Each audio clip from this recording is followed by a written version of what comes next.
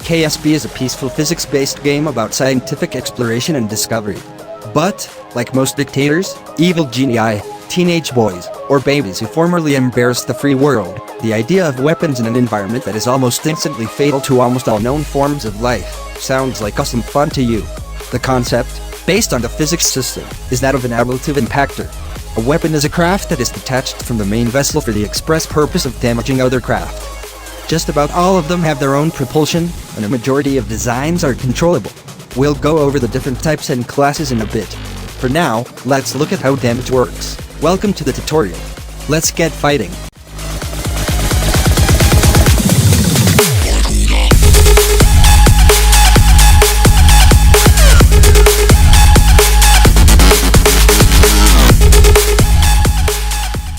Damage in KSB is a balancing act between the projectile's total mass, its speed, and the impact tolerance of the target. Notice that the impact tolerance of the projectile is suspiciously absent here. That's because weapons don't necessarily need to take it into account, being designed to be destroyed in use. Because damage gets distributed across parts between the weapon and the target evenly, a thick stack of flimsy fuel tanks can penetrate just as well as a couple of junior I-beams can. There's just one problem. Frame rate.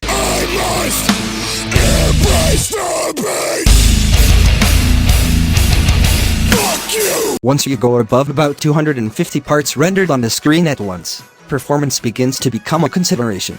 The average fight will need a monstrous computer to maintain video quality frame rates, with small craft being generally made between 350 and 650 parts by themselves.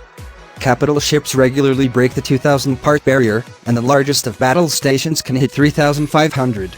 Normal fighting happens around 10 frames per second on most systems, with pauses every time the camera changes focus.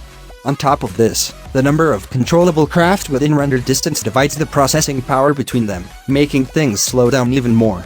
There is exactly one way to counter this. Drive your part count down.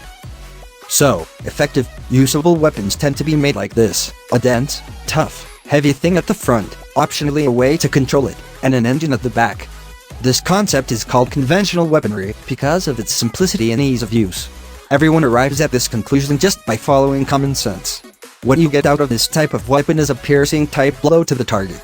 They impact and transfer all their force to the target, with the heavy warhead winning the damage trade, to continue on its path to the next object in its way. The effect ranges from rocks that chip the paint away, to accurate meteors on demand, depending only on their size and speed, making them by far the most user-friendly weapon concept. Stepping away from the standard, unconventional weapons is a term that describes anything that does not directly behave as a conventional weapon. Here's where you can let your creativity shine, and even bring in some tricks from other games to help you turn carefully crafted masterpieces into drifting confetti. Let's look at a few of the more popular ideas. Cluster munitions are weapons that release smaller weapons from their main mass to damage targets. The most common of these takes the form of several I-beams clamped around a central hub. Just before impact, the cluster will be released, and a shower of projectiles strike at speed. This weapon produces a shotgun-like effect, and can strip away large sections of hull armor very quickly. Combined with penetrating techniques to produce a shower of flechettes that can rip all the way through in some cases. Plasma lances are engines that are placed strategically on the exterior of the craft to directly damage enemies. Engines provide both thrust and heat in their exhaust, which can be leveraged to damage targets via overheat and overstress, as anything at the Mark I cross-section or above can generate enough force to rip apart attachment points. However, this force is often a disadvantage, as it is also pushing you away from the target more efficiently than it's damaging the target. So, these are often paired with techniques like overbalanced thrust profiles, or claw grabbers, to eliminate this aspect. The saving grace of this strategy is the fact that nuclear engines produce as much heat as they do in their exhaust, because the biggest challenge in using these weapons in a fight is often just fueling them, and craft that use this strategy are often built for the purpose. Projectile launchers are hands down the king of firing rate, but the adage followed by the physics system is often spray and pray. This strategy takes the concept of conventional weapons and turns it on its head. Instead of including a means of thrust on the projectile, the weapon is released directly into the exhaust of a running engine, where it picks up speed from the rocket's force on it. The most common setup is to have a stack of projectiles positioned to eject towards the stream. The key advantage here is that you can fire dumb rounds just as fast as you can hit the stage button. There are many other concepts that have been successfully implemented, from all grapple builds to snipers to melee ships that do nothing but ram others. Creativity can win a fight, provided you cover for it. Just like in real life, Speed and accuracy are the whole point of designing better weapons. However, this is still just a game, so we have to compensate for a few of its shortcomings compared to real-world physics. Let's look at how. Speed is the easiest way to increase the damage of your weapons. If it doesn't work, move farther back and try again, up till the point you run out of fuel before impact. However, physics is also tied to the frame rate, so too much speed can be a detriment. Moving faster than around 100 meters per second relative to the target begins to introduce situations in which the weapon goes through parts without impacting. While this percentage appears to be low, it goes up the faster the relative speed is. The happy medium is between 3 and 800 meters per second, with the physics exhibiting a 5% ghosting rate at the lower bound, and a 9% rate at the upper. Past this, the likelihood of passing straight through goes up at an exponential rate, and it is almost impossible to hit a surface layer of a target past a kilometer per second relative.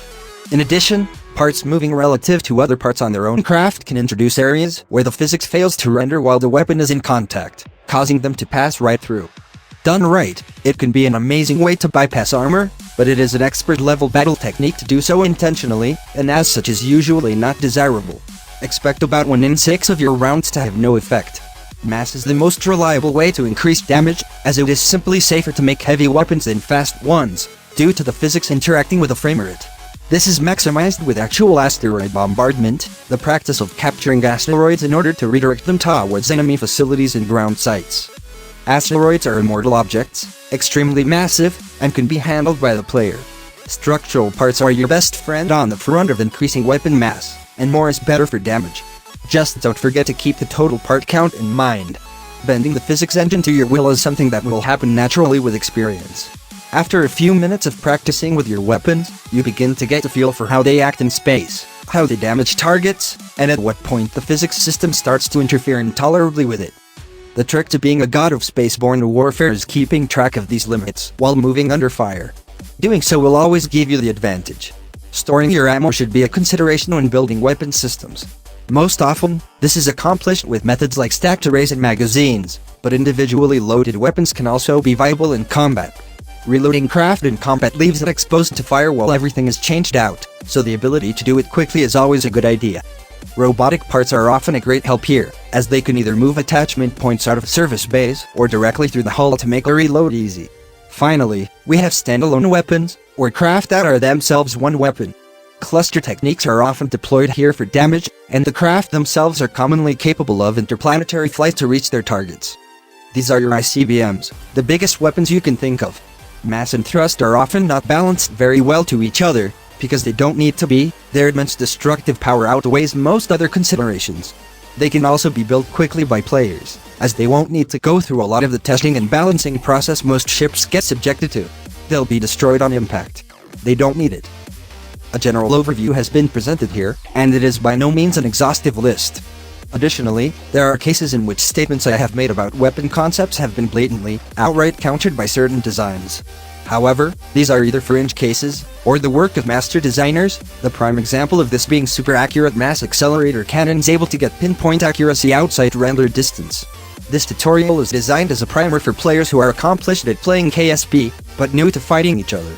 Using these tips, even a novice space fighter can achieve impressive results. Thank you for watching, and have fun!